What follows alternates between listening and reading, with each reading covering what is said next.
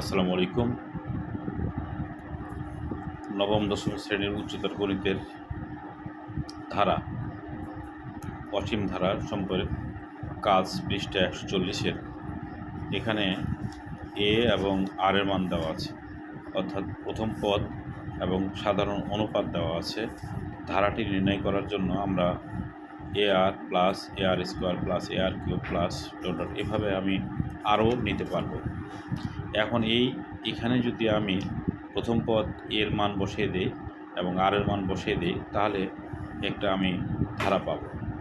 এই ধারাটাতে অসীমতক সমষ্টি আছে কি না তা কীভাবে বুঝব? দেখা যাক, আমরা চেষ্টা করি।